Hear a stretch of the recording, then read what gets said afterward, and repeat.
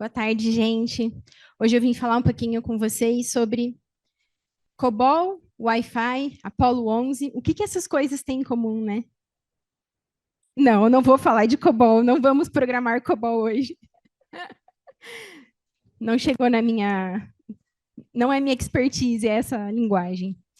Mas o que que vocês enxergam essas coisas? O que que essas coisas têm em comum? O que que a gente pode olhar para isso numa trilha de liderança e fazer essa relação, né? Quando a gente fala dessas coisas, uma certeza que a gente tem é que elas são coisas antigas. Como é que passa? E certeza que elas são coisas antigas. E quando a gente fala de coisas antigas, a gente começa a pensar: por que olhar para o passado? Por que a gente precisa olhar para as coisas que foram criadas antes, né? Lá na empresa que eu trabalho, lá na Teluer, muitas vezes eles me chegam e me pedem para fazer um orçamento de horas. Quanto tempo vai demorar para fazer isso? Aí você fala, isso o quê? Deixa eu entender o que que você precisa, o que que a gente precisa entregar para você. E como que a gente consegue fazer isso, né? Olhando para o que a gente já fez, entendendo como foi feito, pegando as métricas daquilo e aí sim chegando numa proposta de futuro. Então, olhar para o passado é trazer o que a gente pode fazer agora para o futuro. E aí, eu gostaria de entrar com vocês numas referências do passado muito importante, que poucas vezes a gente fala sobre elas, né? Ada Lovelace, quem conhece? Ah, bastante gente aqui, então não vou me delongar nela, né? Ela é uma mulher que nasceu em 1815, 1815. Ela era matemática e escritora, ela faleceu com 36 anos. Mas o que mais chama atenção na história da Ada é que ela trabalhou junto com o Charles Babbage no projeto da máquina analítica. Ela trabalhou na parte da tradução e na parte da interpretação. E as anotações dela é que hoje em dia a gente enxerga como o primeiro algoritmo. Então foram as coisas que ela escreveu, as ideias que ela botou no papel, que se tornou o primeiro algoritmo, né? E isso só teve notoriedade 100 anos depois, quando ela foi suas anotações foram usadas, né, por Alan Turing. E hoje em dia a gente celebra, né, o dia da Ada Lovelace ali na segunda terça-feira de outubro para trazer a representatividade da mulher na TI, né? E o que que a gente enxerga com a história da Ada? Bom, eu enxergo organização e visão de futuro, né? Hoje em dia a gente pega um card escrito há 3 meses atrás e você vai ler o card e você fala, o que que a pessoa queria com isso mesmo? E 100 anos depois pegou-se as anotações dela, estudou aquilo e falou: uau, isso daqui é o que a gente tem como base para o computador. Então, ela tinha uma organização muito boa, ela tinha um pensamento racional para conseguir traduzir o pensamento dela. Incrível, né? E ela também tinha essa visão de futuro. Ela olhava para a máquina analítica e falava: olha, isso aqui não é simplesmente uma questão de fazer contas matemáticas, não é um ábaco moderno, né? É muito mais do que isso. E aí, avançando um pouquinho, tem uma outra senhorinha muito fofa, que essa foto dela é muito fofa. Nasceu em 1906, Grace Hopper. Ela também foi matemática, né? Muita semelhança com essa área que a gente trabalha. Ela foi a criadora do Flowmatic, né, que é uma linguagem de programação de alto nível, e ela participou do comitê que definiu as especificações do COBOL. Então, aí está a nossa relação com o COBOL, né? Ela tentou por 4 vezes entrar na Marinha Americana até conseguir. Então, a primeira vez ela foi lá, se alistou, não podia porque ela era velha demais. Depois se alistou de novo, não podia porque ela era professora, era uma função muito importante. Ela tentou, até ela conseguir entrar na Marinha Americana.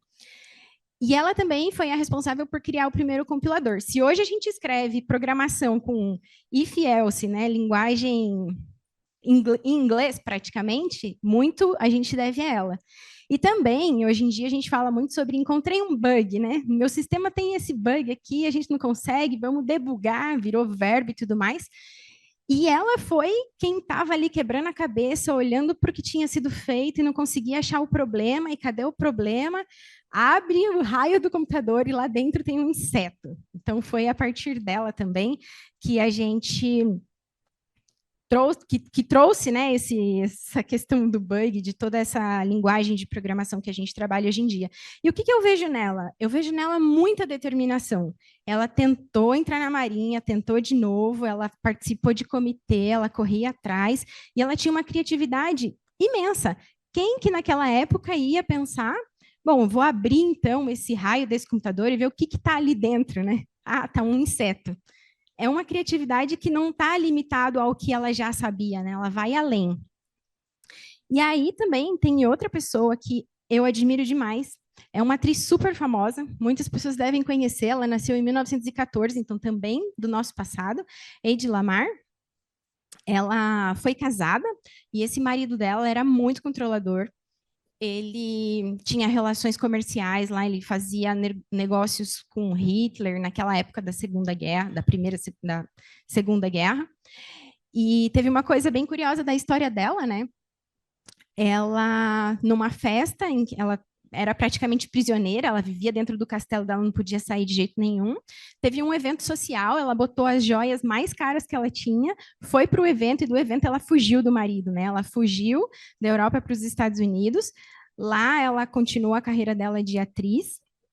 E nesse processo de estar no palco, de trocar com outras pessoas, ela cocriou um aparelho de interferência em rádio, né? Então, a questão das alternâncias de frequência, que anos depois ela conseguiu, ela patenteou, e anos depois foi usado, né, como base para o que a gente tem hoje no Wi-Fi. Então, ela também é uma pessoa super determinada e ela estava muito atenta às oportunidades, né? Uma característica de um líder que a gente precisa hoje em dia. O que está acontecendo aqui com a tecnologia? O que está acontecendo lá?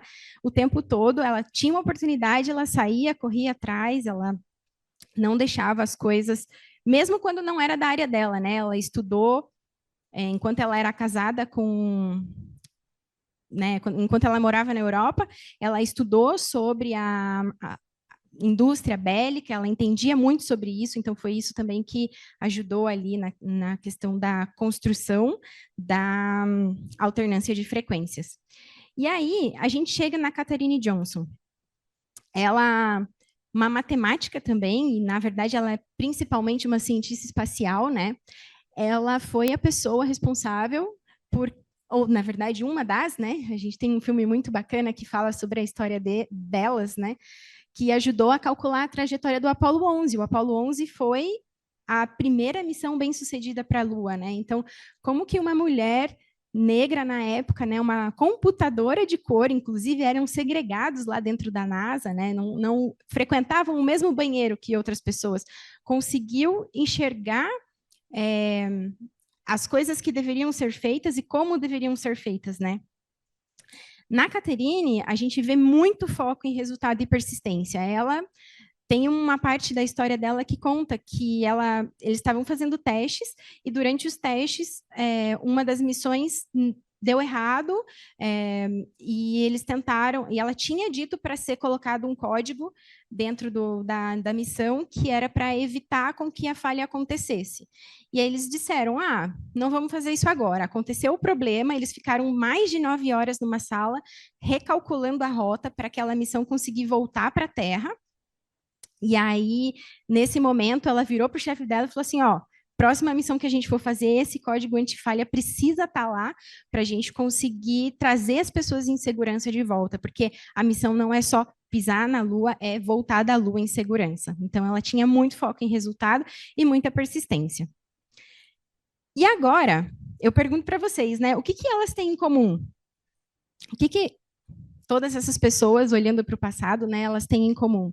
Bom, óbvio, né? Pioneiras, mulheres, mas e o que mais? O que a gente enxerga nessas histórias que eu trouxe para vocês? Persistência, todas elas foram muito persistentes. Muito inteligentes, elas tinham uma determinação, né? Em todas elas, a história é muito comum você enxergar ela super determinada, ela tem um foco, e elas conseguiam trabalhar em equipe. Elas não faziam, em geral, as coisas sozinhas. Se hoje a gente tem vários nomes, né, desde a Ada, a gente falando sobre todas elas cocriaram com alguém alguma coisa. Em geral, a gente não faz nada sozinho, né? E aqui fica a minha pergunta para a gente hoje como líder, e também os nossos liderados, né? Quem que a gente admira?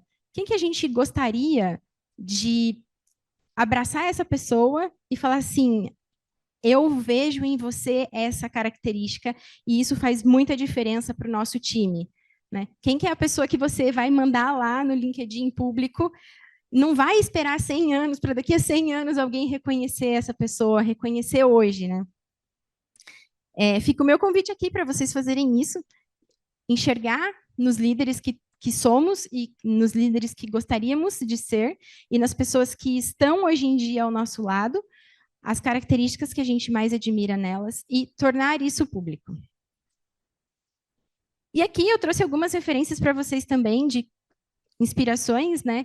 O filme Estrelas Além do Tempo é super interessante e conta a história da Catherine. Tem um podcast muito interessante também, chamado Histórias de Ninar para Garotas Rebeldes, conta a história de várias mulheres incríveis. E tem 2 livros, ele tem o livro da Ada Lovelace e também o livro A Única Mulher, são 2 super referências para essas histórias que eu trouxe para vocês. E é isso, muito obrigada.